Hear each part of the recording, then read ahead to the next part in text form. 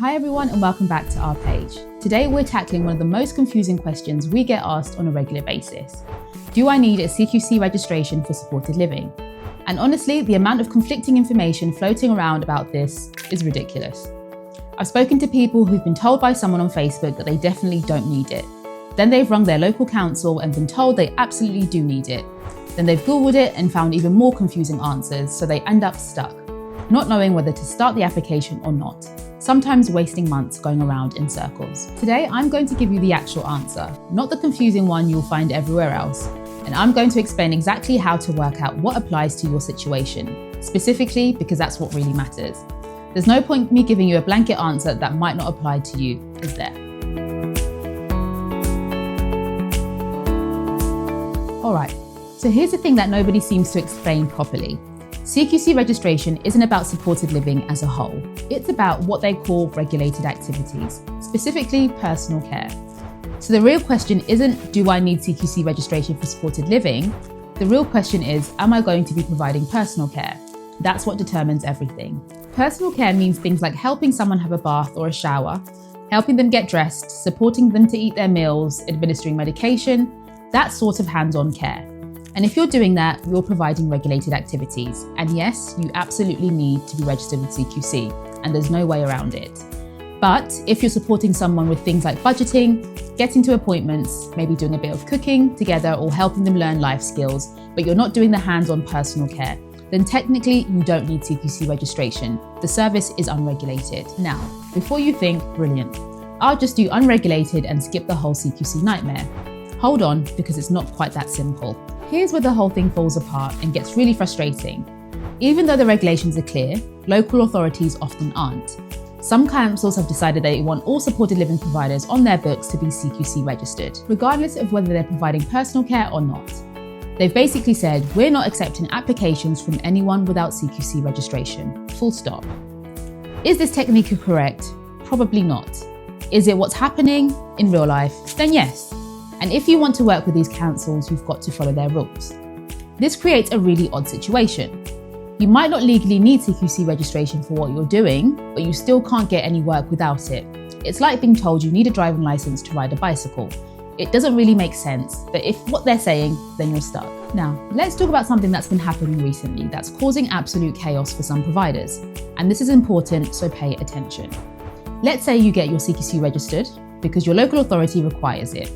Even though the people you're actually supporting don't need personal care, you're just helping them with general life stuff. Everything's going fine, you're getting referrals and building up your service. Then CQC comes to inspect, they look around, they review your care files, they talk to the people you're supporting, and they notice something. Nobody here is receiving personal care. You're not actually delivering any regulated activities. Now, it's CQC's job to regulate personal care. If you're not providing personal care, they start asking questions. Why are you registered with us and what are we actually regulating? And in some cases, they're actually removed registrations because of this. The provider isn't doing anything wrong, they're just not doing anything that needs regulating. But losing that registration means they can't stay on the framework anymore, which means no more referrals. Let's make this a bit clearer by breaking down the different types of supported living, because they all work differently. If you're working with young people aged 16 to 18, you don't need CQC at all. You need Ofsted registration. That's a completely different process and we'll cover that in another video. But just know that 16 to 18s are a separate category entirely. And if you're working with adults who are fairly independent, maybe they've got learning disabilities but they can manage most of their own personal care, they just need support with other areas of life, that's typically unregulated. No CQC needed unless your local authority insists anyway. If you're working with adults who need help with washing, dressing, eating, medication, that's regulated. You must have CQC registration, no exceptions. The trick is being honest with yourself about which category you're actually going to fall into. And this is where people go wrong. They're not clear about who they want to support or what level of care they're going to provide, so they can't work out whether they need registration or not. Right, here's what you actually need to do. Stop guessing and start checking. First, decide who you want to support, and properly decide. Not just vulnerable adults or people with learning disabilities, get specific. What age group, what level of need, what kind of support will they require? Once you know that, you can work out whether you're providing personal care or not. Be really honest about this, and if you're helping someone shower, that's personal care. If you're just reminding them to shower, then that's not. And then, and this is crucial, check what your local authority actually requires. Don't assume, don't guess, check properly. Get onto their website, look at their tender documents, read their framework requirements. Do they require CQC registration for all providers or just those requiring personal care? Some areas are really clear about this, others are a bit And if you can't figure out from the website, ring them up. Speak to someone in their commissioning team. Ask them directly, will you accept providers who aren't CQC registered if they're not providing personal care? Get that answer before you make any decisions about applying for registration. Here's something else you need to know. CQC registration takes ages. I'm talking months and months. At the moment, we're seeing applications take anywhere from 8 to over a year, sometimes longer if there are any complications. And during that entire time, we cannot trade. You cannot take on any clients, you can't earn money from providing care.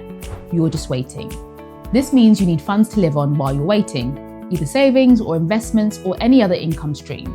Because if you're relying on starting your care business to pay your bills, it can take a year to get registered. And then you're going to be in trouble. We hear about these kind of people often. They've quit their jobs to start a care business, thinking they'll be up and running in a few weeks. Then they find out it's going to be about 10 months minimum, and they've got no income, and that's not a position you want to put yourself in. While we're on the subject of things people get wrong, let me tell you what not to do. Don't, under any circumstances, commit to a property before you know what your registration situation is. I cannot tell you how many times we've had calls from people who've signed a lease on a house, sometimes a really expensive lease, and then they ring up and say, right, how do I get registered and start getting clients? And we have to break it to them that they're looking at minimum of 8 months before they can even think about filling that house. Meanwhile, they're paying rent on an empty property, sometimes $2,000 a month, sometimes $3,000 a month, just sitting there empty because they can't use it. Yep, that's money down the drain. Properties come later in the process, and that's much later.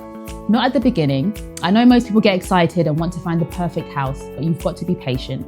Sort out your registration first, get some frameworks, then start thinking about properties once you know how to actually fill them.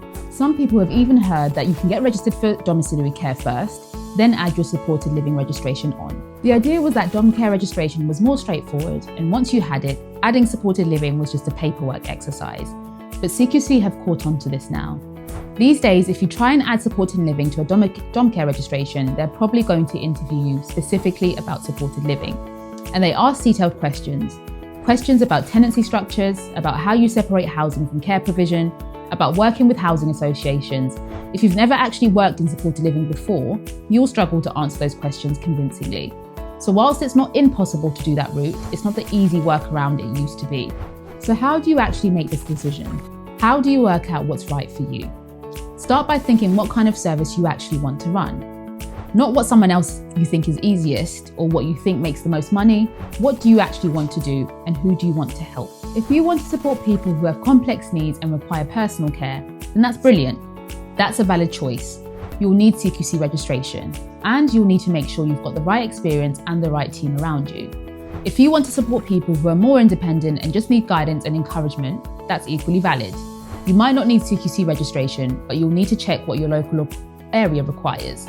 Don't just follow the path of least resistance, follow the path that matches what you're actually trying to achieve.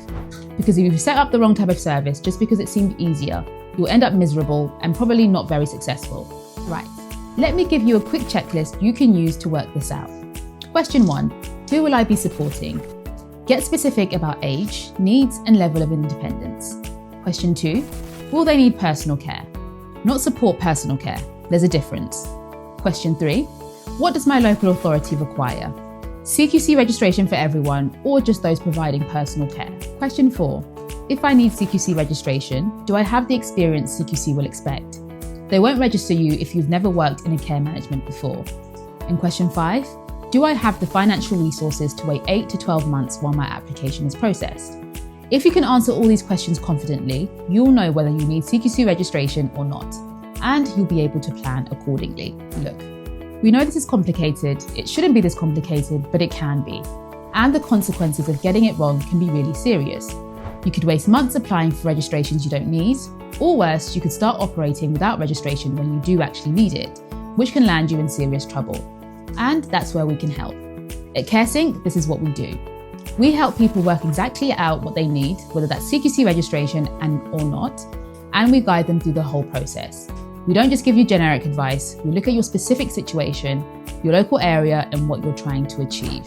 We hope this video has been helpful. So please like, comment, share, and subscribe, and we'll catch you on the next video.